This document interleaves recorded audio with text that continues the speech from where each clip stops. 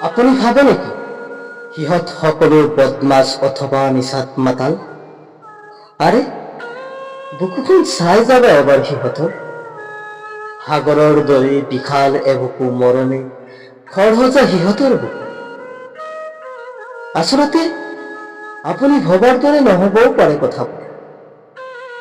Cigarette খোৱা ওঁঠবোৰ কলাৰ যদিও আপুনি শুনা পাব সিহঁতৰ ডিগ্ৰীবোৰৰ সফলতাৰ কাহিনী, যি শুৱনি কৰি ৰাখিছে উৰিয়ে ধৰা বাকচ।